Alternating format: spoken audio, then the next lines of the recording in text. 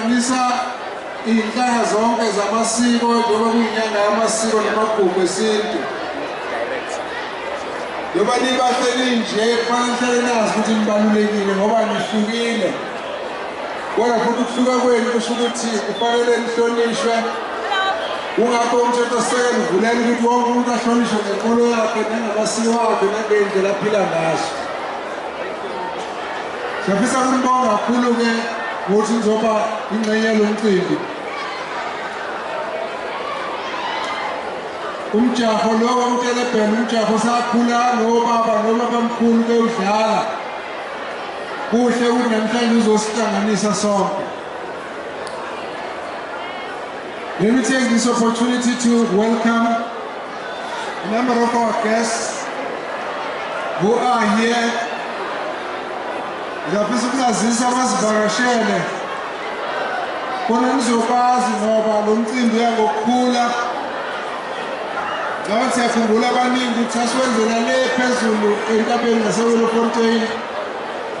Bese sivumelana-ke naba-Gold Circle ukuthi sizongena la. Nawethu amahasha akagijima kulokhukhu wontofontofo. So ngiyafisa ukunazisa-ke abantu esinabo phakathi kwethu.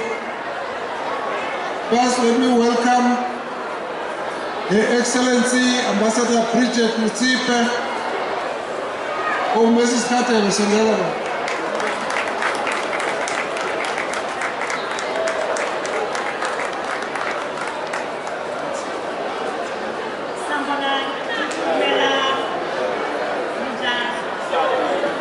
Ngiyambona lo sisilo.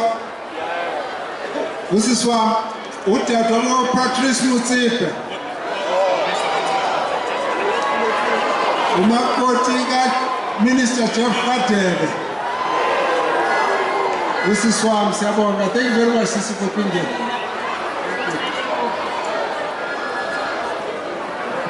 Now abanye basivakashele engifisa ukwethula.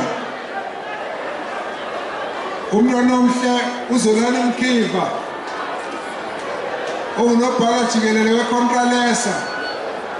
Zomnika ithuba naye abingelele uzoba namazwi amabili amathathu.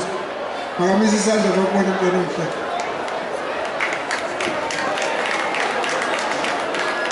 Ngiyaqolisa ukuphazamisa kancane. Sanibonani. Bolweni masula bahle bolweni.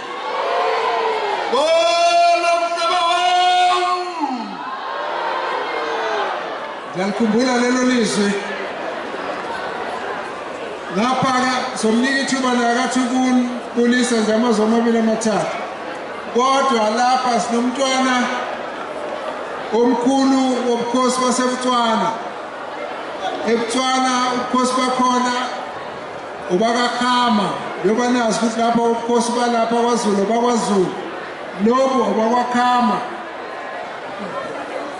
Lapha we've got Honorable T.K. Khama and Mrs. Khama and Honorable Riatile. Now Mrs. Khama. Thank you, thank you. What a beautiful day! Is it not? Beautiful. You have a beautiful culture. You must stay united. Himalanda Aitsu! Salibonani! I was telling my colleague MP Riatile that look at how many beautiful people there are here, and the dresses you have, the costumes, absolutely wonderful. Well done, congratulations, keep it up, thank you. Siyabonga. Umntwana okhulumayo uyena oyinkosi yaseButswana.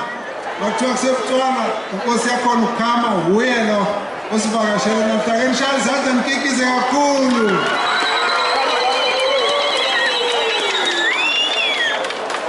This is one of the schoolers from the African Parliament, Pan-African Parliament, Honorable Riatile.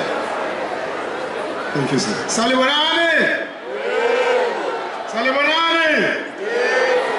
We are here in a traditional horse racing. One day we have to make sure that we turn this into African traditional horse racing. not traditional. It has to be African because the roots of it is based here in KZN. Thank you.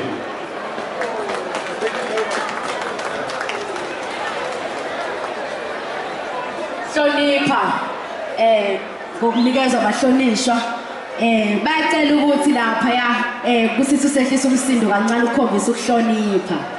Siyacela kakhulu kusakhuluma abahlonishwa sithi nje ukwehlisa umsindo kancane. Siyacela intombini ukuthi sehlisa umsindo kancane. Siyacela. Ngiyabonga. Sanibonani. Kuzongena usisi Veronica ezothula nje ukubonga naye abanye abaqhamuka kwa Gold Circle abaxhase lo mcimbi ukuthi ube impumelelo. Siyabonga. Good afternoon, everyone. Sanibonani. On behalf of Gold Circle, I want to welcome all of you to this fabulous event. A special welcome to Dr. Bhejane. We're so fortunate to have you with us today, and we just want to welcome you and say thank you. And Dr. Zweli McKee's, our roots go back to the days of Bullefontein, and it's so great that Gold Circle has been associated with this event since the Bullefontein days.